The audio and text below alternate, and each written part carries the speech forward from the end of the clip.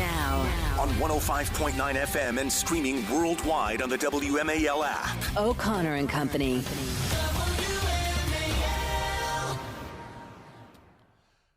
It is 6:07 on News Talk 105.9 WMAL. Making sense of the news. A good Friday, a pleasant Friday to one and all. This is O'Connor and Company. I'm Andrew Langer in for Larry O'Connor today, alongside Patrice Onwuka. Hello, Patrice. Happy Friday, Andrew. Happy Friday. I love doing the show. I mean, listen, I love doing the show with everybody here. It's just so much fun sitting in with you. Am I your favorite, though? Listen, I love kidding. all my co-hosts equally, Patrice. Anyway, it's not like Julie is listening or Mercedes is listening. Oh, Lord knows, something. You and I both know that they are pleasantly. Actually, they're probably up by now. But Julie's got her cup of coffee. Yes. She's like, Andrew, you better not. Yes. But otherwise, Hi, they would be sleeping. So, hi, Julie. Good morning, Julie. Good morning, Mercy. We know Larry's not listening right now. So. Oh, he shouldn't be. He should be relaxing on a beach. I'm sure he is. We got a great hour coming up. We're going to be joined by Rob Gordon, who's got a great report on the failures of the ESA, the Endangered Species Act at 50. David Duncan from the American Battlefield Trust is going to be joining us. Nizam Ali, I just tweeted out about this, celebrating his mother's 90th birthday party. I'm going to try not to get... seriously, this is me being earnest and serious. I am literally going to try not to get emotional on the air. Nizam's a good friend. Then his family means so much to me. And then Bram Weinstein is going to join us as well. The Commanders are playing this weekend. Listen to hear Muriel Bowser say it. We can't. DC's proud of its sports teams. We're going to do what we can to hold on to them, but apparently they couldn't hold on to the Commanders. How many years that we have left? What, 2? Yes. And maybe fewer soon. Maybe. Soon. So listen, are you done with your Christmas shopping yet? I'll be honest. I don't think I've even hit a third of my shopping. There you go. Because my 5-year-old just turned 5 yesterday, so we had like a birthday. party. We had like school celebrate. It's been his focus. So now that his birthday's done, now I can turn to Christmas. What kind of cupcakes were they? The cupcakes you didn't bring in for me to have one that I can really use right now. They were vanilla. They were vanilla, but the cake was an almond cake from one of my favorite bakeries. It was delicious. All of the adults were like, "Oh, I wish there was more."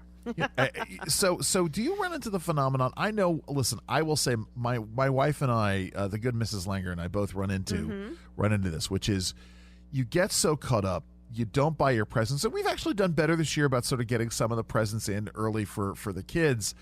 But then you overdo it because you feel so rushed that you feel like you have to do it and you forget. You forget some of the things you've gotten. So in this rush to do things, you buy more. So we're about 10 days out from Christmas. This is a great story here. 89% of Americans buy gifts at the last minute. I think this is true. Yeah, well, obviously it's true. They're doing a survey data here. Of course. But it's a situation, and I do think that it leads to folks overspending. I mean, I don't know. You can all tweet at me at Andrew_Langer on the Twitter machine about this. But right, so do your kids put together a list? Does your husband put together a list? So actually, last night over birthday dinner, we went through our Christmas budget, how much we're going to spend on everybody. Oh, well, you guys budget. Yeah, we do. Yeah. We do. We try to be judicious. And the key is we send the Christmas list for our kids, all the toys, to our relatives, to the grandparents and the aunts and uncles. So we don't really have to do a lot for the kids. And then I always my budget for my gifts always ends up being like the biggest line. Sure. I don't know how that happens. I don't know how that happens. But yeah. So it's funny because earlier this week we were talking about jewelry, and Julie made it really clear to me, men should not buy jewelry for their wives unless they are connoisseurs. To which I asked Julie and Heather, well, do you think I know jewelry? They're both like, no. You absolutely should not buy jewelry for anybody. It depends on the type. Like fine jewelry, my husband buys all my fine jewelry. But my costume jewelry, I buy that stuff because I know what I like. See, that's the difference. The concept of the difference between fine jewelry and costume jewelry is kind of lost on me. So I understand. Yes, Julie's right there. Oh yes, believe me, Heather and Julie know me. You know me well. I mean, they all know me. They know me well. For us, it's really about experiences. Okay. So and I really made a mistake because I bought tickets. tickets for us to go see a major concert this coming winter, and I should have waited and not told my wife, and that should have been her Christmas present, which is what I did last year. I got her tickets to see Bono up in New York, and that was a great thing. You know, for me last year it was all about camping stuff because my wife and I have started camping again. Okay. But this year it's hard. It's like little things. Here's a great thing. I know that my kids are not listening. I'm going to say this. Very excited about one of the gifts we got them. We're big fans of Vietnamese food. Yeah. My wife and I went to a Vietnamese restaurant a couple of weeks ago, and we saw these things. Do you ever go get Vietnamese food? I have once. All right. So they have this rice paper, which it's very stiff when you get it, and you have to wet it. And they had these special devices where you dip the rice paper in it, and that helps you moisten it. So we got the girls that. I'm a little. For me, it's about the little things like that. Okay. I always try to get something fun for my brothers. You know, we don't really exchange gifts anymore for the siblings. For a while, we were doing Secret Santa, and then some of the family dynamic stuff changes. But like, I'll see something gimmicky online. Last year, it was these snowflake-shaped multi-tools that like had wrenches and screwdrivers on them. A couple of years ago, the big thing was these crocheted Viking hat things with the beards. Them. Yes, those beards. I got those for my brothers and me, and we took the pictures. You know. Sorry, go ahead. Yeah, well, you know, I love that stuff. Yeah. I love to get I'll have family get for the kids, you know, going to Climb Zone, going to Jump Zone, kind of some of those kid experiences. That's great for us all year long. Yeah. But I will say we do not belong to the 13% of people who are buying gifts for the postman and the trash collector is like, you know, we'll probably get maybe some Chick-fil-A gift cards and hand them out, or we might buy breakfast at Chick-fil-A and stop and leave it and you know, give it to the trash collector guys just to say you know who I spoiled this year? I spoiled our dog walker. The woman who comes over and walks our dogs. She got a nice. I'm not going to say nice. I'm a humble brag here. She got a we definitely made sure that she feels appreciated. Because she goes above and beyond for us, and I got a 9-month-old puppy who's great, and everybody loves him, and really she should be paying us for the privilege of walking him. But for my 11-year-old dog, who's less than 20 pounds, he's small but fierce, and she goes above and beyond, and beyond for him. She really has to. But yeah, you're right. I mean, 32% of people have bought last-minute gifts for friends. I do some gift giving with friends, not a whole heck of a lot. Yeah, unless you're going to see them. That's the key. If you're not going to see your friends, you send them a card in the mail. Right. But if you're going to be at an event at the last minute or they're coming by, that's when you have to run out and get the gift. Yeah, that's exactly it. I mean, it's just funny because you talk about this 13% of people who say they've run out to get small last-minute gifts. There's a guide out there that I need to pick up again because I always forget who I need to tip. What do you... Oh yeah. What do you do for the postal service person? What do you do for the trash collector? I mean, where do you just leave it on top? I don't even know these things. I think you have to hand deliver it. Yeah. You have to wait for the trash collector guys to come up. You give them something. That's way too much of a commitment. It's nice. It's you know what? But I don't wait till the end of the year. We do it all. My husband is great about this. Bring them water bottles in the hot summer heat. You got to do that. That kind of stuff. And I do like the feature on Amazon where you can tip your delivery guy or lady on Amazon. I didn't know about that. Yeah, for a while at one point you could say thank my driver. There's on the app you can also leave something there. Okay. And that again, they're doing yeoman's work right now. So, right now, for sure. Anyway, listen, it is. We'll continue in just a moment, but first it's 6:15 a.m. WMAL traffic and weather every 10 minutes. First on the 5, here's Jamie Whitten in the Hadid Carpet Cleaning Traffic Center. WMAL, making sense of the border because laws either matter or they don't. Download the WMAL app to stream us for free. So, Patrice, because Heather, being the best producer in radio, is on top of these things, I say I need to bring up that tip of who and how to tip folks in your life, the folks who are engaging in services in your life. Heather provides it. The holidays are upon us.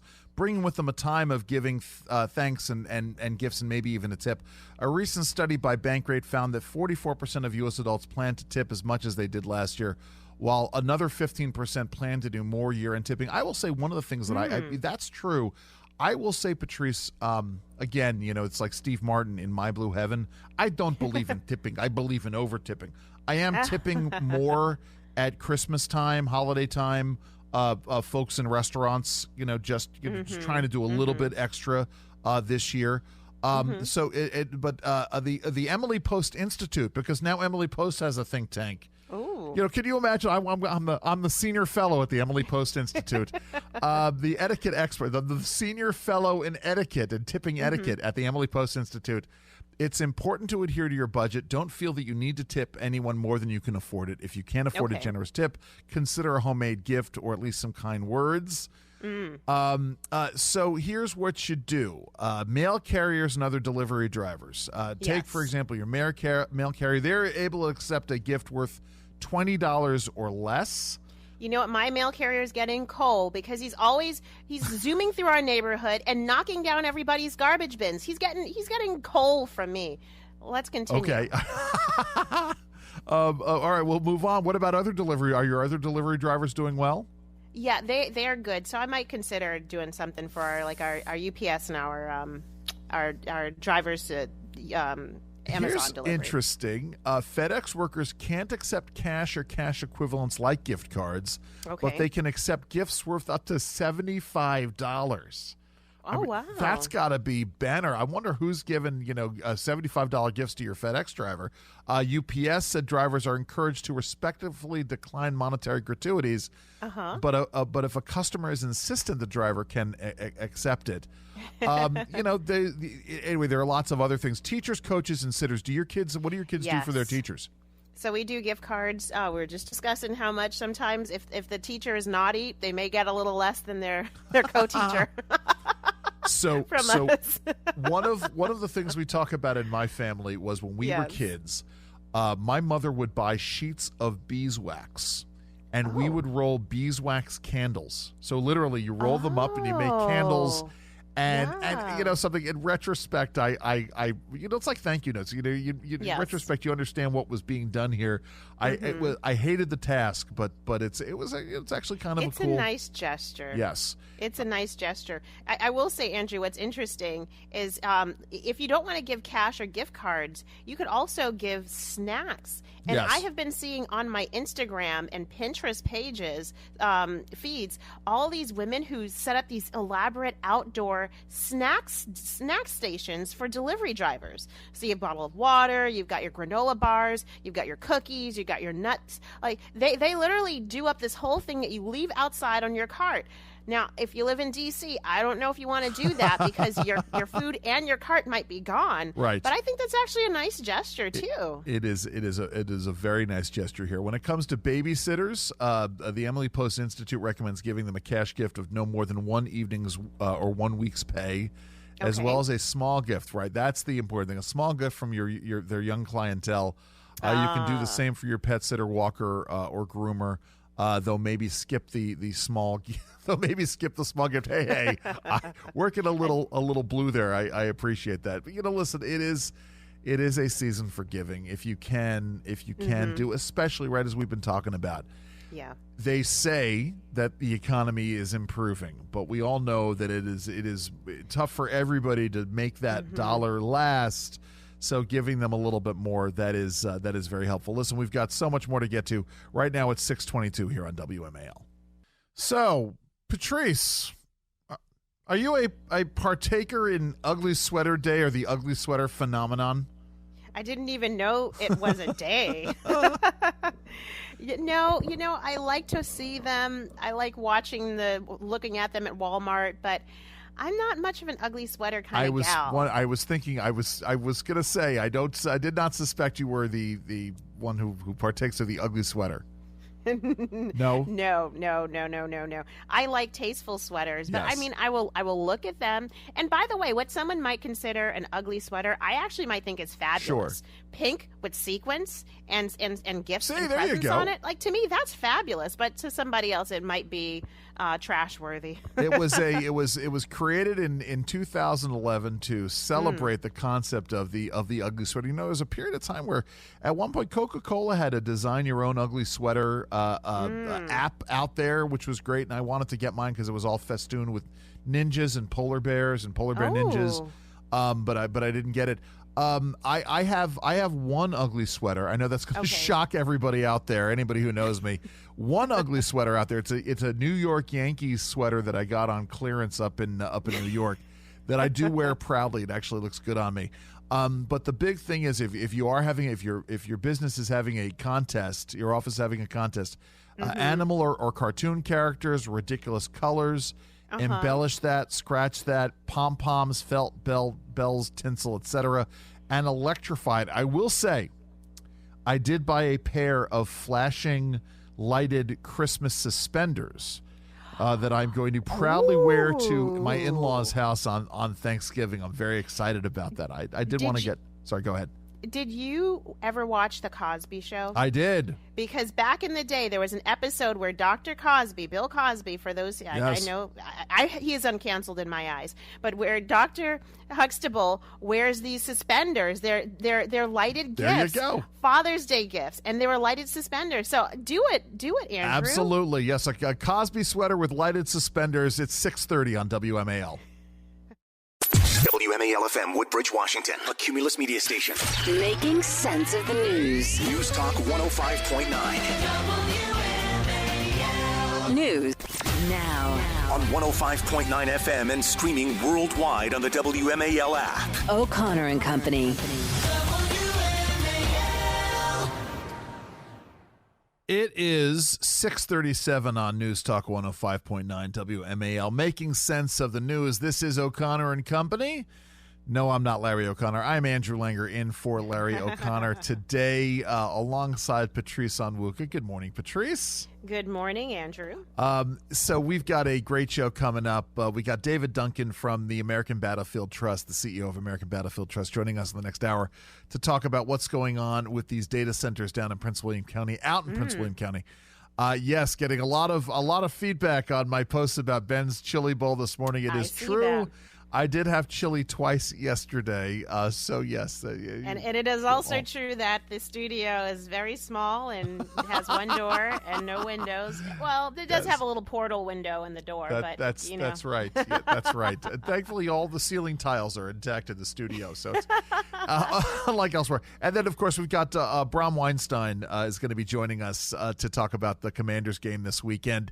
But joining us right now, I'm very excited to bring him on. His name is Rob Gordon. He is a scholar, former congressional staffer working on property rights and endangered species issue. He's got a new report that he's done with the Western Caucus Foundation about the Endangered Species Act at 50. It's something obviously I've been familiar with because I got my start, Patrice, I don't know if you know this, working on property rights issues and natural resources issues here in D.C. and wrote a lot in the late 90s about the failures then of the Endangered Species Act when it was only 20 to 25 years old.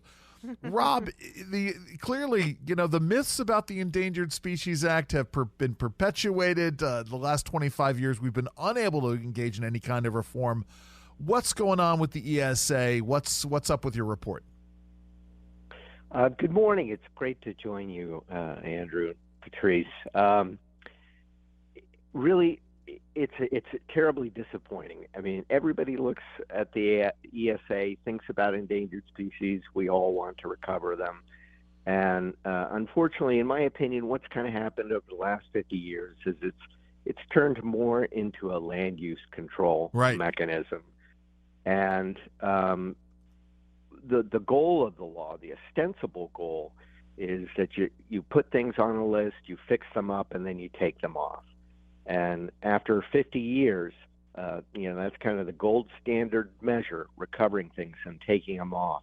We've only done it 62 times officially. Wow. The really disappointing part is that of those 62, about 60% are really mistakes dressed up as recoveries. Right. That is, they were put on the list based on bad data, and when the Fish and Wildlife Service takes them off, they say, "Hey, we fixed them." It's like, I'm sorry, Rob, to interrupt you for a second. It's like the Biden administration touting last month's jobs numbers, 199,000 jobs created, but when 70,000 of those are government jobs and 40,000 of them or 30,000 of them were people coming back to work from being off of a strike, it tends to distort what's really going on, doesn't it?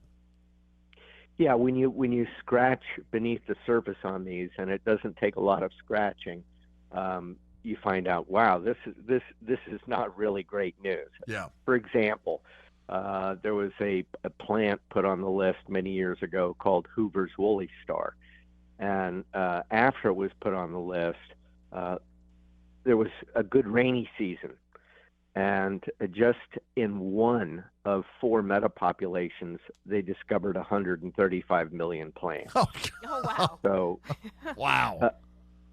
Under most people's measurement, that wouldn't be something you point to and say, "Hey, this is a success." Yeah. Another one that just really jumps out was this little lizard called a bonito gecko that lives on just one island off the coast of Puerto Rico.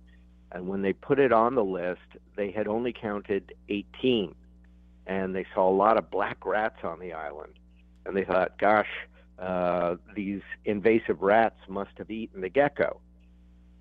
Puerto Rican Department of Natural Resources went out, eradicated the rats, and then I think it was about 30 years later, they noticed when biologists were visiting the island that some of the geckos were out at night. They saw more of them at night than they saw during the day. And I guess it dawned on people, hey, geckos are often nocturnal. So they subsequently conducted a survey during the night, and they found out there's thousands of these things on this island. And they also were never able to find any evidence that a single rat ever ate a single gecko. So really what happened is it got put on the list entirely based on faulty data, daytime surveys, when it was a nocturnal animal. Wow. Rob, I can't help but think that, the part of the reason for this law is that it would free up federal funds to be able to go after these endangered species, to find them, categorize them, and then figure out how to deal with them. And unfortunately, I'm sure, as Washington does, it creates these slush funds of funding for environmental groups and researchers. Is that the case? And are they still asking for more money for, frankly, what seems to be just a lot of erroneous reporting and erroneous research? There is a lot of waste that goes on here, and the Endangered Species Act has become a cottage industry for a lot of people. Once something is identified as endangered, you got to find somebody to draw up the recovery plans. It makes that species a more attractive basis for raising funds, getting grants to do studies and research. It also gets used by third parties to try and shut down economic activities and impose costs, right? It really becomes kind of a land use control mechanism. Yeah. So when these things are put on there by mistake, it's not without consequence. This is what Patrice and I have been talking about, Rob. Housing costs go up as a result of these regulations. Listen, Rob, we got to leave it there. Thank you so very much for joining us. Oh, it's been absolutely a pleasure. That was Rob Gordon on the ESA at 50. I'm going to put the report up on Twitter. It is 6:44 at WMAL. Wow. So, Patrice, I like a good celebrity battle. Yeah. Especially when it occurs amongst the conservative adjacent, right? Ooh. You have Anna Navarro, who claims that she's conservative. We could talk about Alyssa Farah Griffin's conservatism, nominal conservatism, Meghan McCain's nominal conservatism. And they're all slamming each other, but for whatever reason, Anna Navarro can't help herself. It's one of these things. I'll say it. She has become, as far as I am concerned, insufferable. As though The View were not already insufferable. And I will tell you something, folks, if you haven't seen any of maybe we'll play it later on. If you haven't seen any of the clips of Triumph the Insult Comic Dog on The View, I think it was last week, at least in the last couple of days, where the women on The View, they don't understand what he's doing. Like, there are people who don't understand the concept of the insult comic and roasting, and they're stepping on Rob Smigel, who's the voice of Triumph the Insult. He's the talent behind Triumph the Insult Comic Talk, stepping on his lines. They don't understand the concept of setting up a joke. Anyway, for whatever reason, Ana Navarro decided to put her sights on Meghan McCain, by the way, who's got a new podcast. Yeah. I happen to be in the studio where she was recording the other day. Here is Ana Navarro talking about Meghan McCain. Hunter Biden's father. And being Hunter Biden's very loving father, very good father, very supportive father. Look, did Hunter Biden influence peddle on his last name? Yes, he did. So did half of Washington. People sitting at this table did it. Did Hunter Biden? Did Hunter Biden cheat on his taxes? Yes, he did. So actually, who at this table peddled on their last? I did. Oh my I'm not God. talking about currently. We just wanted to clear our names. Okay. I was like, oh my God, do I have a claim to fame that I am not using? Sorry, continue, Anna. Can I go back to my point, please? Now that we've cleared it up. It took a while. Today. Yeah. All right. Now that I've made this fatuous claim and I've insulted somebody else sitting at the table with me, and I rightly in some ways and unrightly the other ways got offended by it, can I now go back to being obnoxious about these other people? I mean, this is astounding to me. Sorry, go ahead, Patrice. Well, this is what happens when you bend over backwards to try to protect Joe Biden. They are doing their best to do cleanup on aisle one over Hunter Biden, and the tables are turning. And so the best thing that they can do, these ladies at The View, is to try to say, well, Hunter Biden did it, sure, but everybody in Washington does it. And they can't even, Ana Navarro couldn't even get that right. But she actually did get it right. I mean, Alyssa Farah, it didn't just pop out of nowhere. Her dad is the founder of World News Net. What is it? World Net News, or I don't know. Whatever. WorldNet Daily, something like that. I don't know. Yes. Yeah, WorldNet Daily, WorldNet Daily, yeah. Which is a right-leaning conservative website, news website. So, and he had a lot of connections. Obviously, she peddled that last name to get to where she is. So, Listen, I think Ana Navarro was right when she said half the people on this table peddled far be it from me to, by the way, Ana Navarro, who's married to the former head of the American Conservative Union. I mean, it's not like Ana Navarro also doesn't have this kind of influence connection in her life. Meghan McCain, to her credit, does make an important distinction. I have never influence peddled in my life, let alone with foreign adversaries. Not all politicians' children are the same. I'm no Hunter Biden. She writes in a tweet or a social media post, I will be consulting my lawyers regarding what was libeled against me on The View this morning. By the way, it's not libel technically, it's slander because they said it, they didn't write it. But it's just like, listen, I don't mind this sort of, again, the adjacent crowd eating their own. But oh my God, Ana Navarro is just insufferable. It's 6:53 on O'Connor and Company WMAL. Did you know you can get your prescriptions